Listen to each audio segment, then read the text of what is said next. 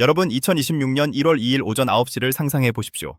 누군가에게는 새로운 한 해의 목표를 세우는 평범한 아침이겠지만 내 집 마련이라는 절박한 과제를 아는 신혼부부들에게 이 시간은 인생의 향방을 결정지을 운명의 개막종이 울리는 시간입니다. 지금 여러분의 머릿속에는 어떤 시나리오가 그려지고 있습니까?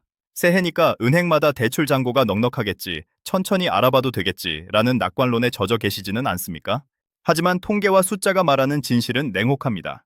정부가 공식 발표한 가계부채 증가율 목표치 2%대. 이 숫자가 단순한 경제 지표로 보이십니까? 아닙니다. 이것은 대한민국 금융 역사상 유례없는 대출 배급제의 시작을 알리는 신호탄입니다. 2%라는 한정된 파이를 두고 수십만 가구의 신혼부부와 실수요자들이 단거리 경주를 벌여야 하는 상황입니다. 은행은 자선단체가 아닙니다. 그들은 수익을 극대화하기 위해 상반기에 공격적으로 한도를 소진할 것이며 여름이 오기도 전에 대출 창구에 셔터를 내릴 준비를 하고 있습니다. 6월 이후에 집을 사겠다는 생각은 이미 매진된 공연장에 표도 없이 입장하겠다는 것과 다를 바 없습니다. 오늘 제가 이 자리에서 공개할 전략은 단순히 집을 사라는 권유가 아닙니다.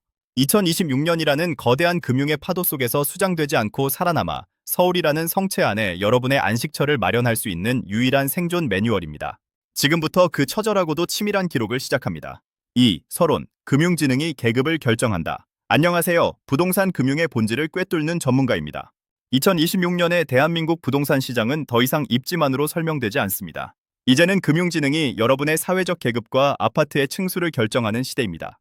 똑같은 연봉 9천만 원을 받는 두 부부가 있다고 가정해 봅시다. 한 부부는 기존의 방식대로 은행을 찾았다가 한도 부족이라는 통보를 받고 발길을 돌리지만 다른 한 부부는 제가 오늘 말씀드릴 전략을 통해 서울 상급지에 등기를 칩니다. 이 차이는 어디서 오는 것일까요?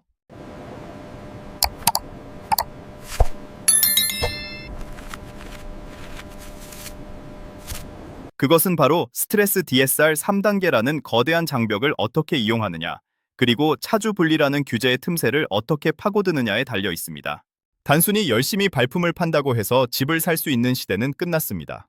이제는 은행 심사역의 머릿속을 들여다보고 정부의 금융정책 시뮬레이션을 미리 돌려보는 자만이 승리할 수 있습니다. 오늘 저는 여러분께 4가지 핵심 전략을 제시할 것입니다.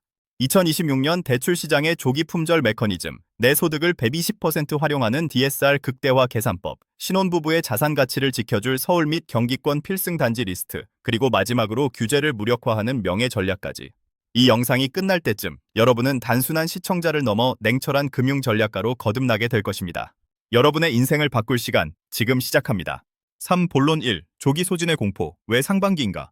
2026년 대출 시장을 지배할 단 하나의 단어는 바로 조기 소진입니다.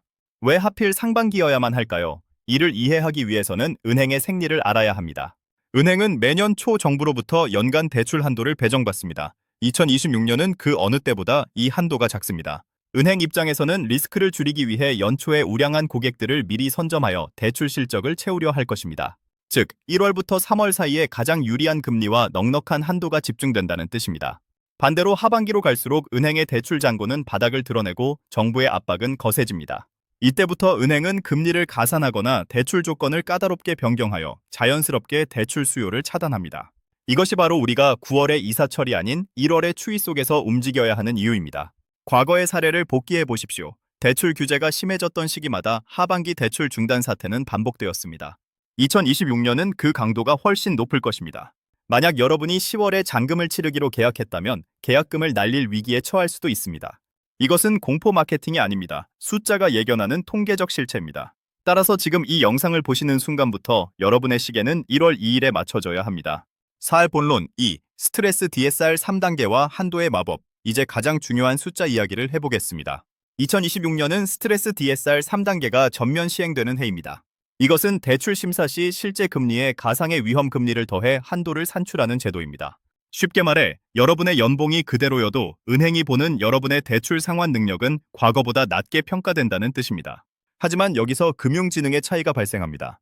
연소득 9천만 원 부부를 기준으로 계산해 봅시다. 아무 생각 없이 변동금리를 선택한 부부는 스트레스 금리가 최대치로 가산되어 약 5억 2천만 원밖에 빌리지 못합니다.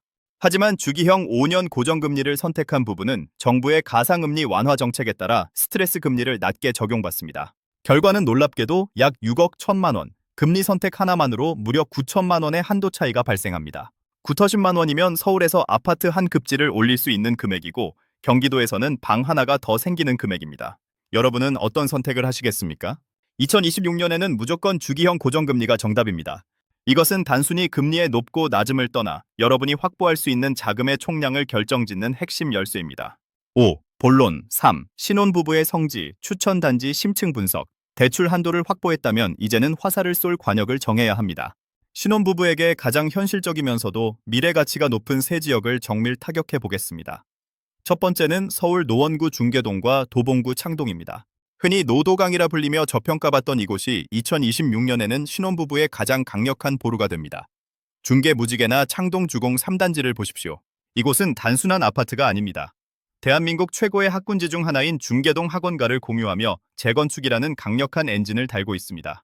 8억 원대 매물을 타겟으로 생애 최초 LTV 80%를 활용한다면 현금 1, 2억 원으로 서울 하늘 아래 내 집을 가질 수 있습니다. 두 번째는 서울 강북구 미아동입니다. 미아 SK 북한산시티와 레미안 트리베라는 대단지의 위용과 함께 경전철 호재를 품고 있습니다. 8억 원대 중반으로 형성된 이곳은 서울 신축급 인프라를 누릴 수 있는 마지막 기회입니다. 세 번째는 경기도 성남시 수정구와 광명시입니다. 강남 접근성을 중시한다면 성남 단대오거리역 인근을, 가산과 여의도 접근성을 중시한다면 광명을 보십시오.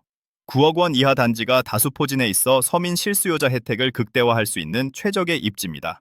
이 지역들은 하락장에서도 하방 경직성이 강하며 상승장에서는 가장 먼저 탄력을 받을 곳들입니다. 6. 본론 4. 차주 분리, 규제의 벽을 넘는 필살기.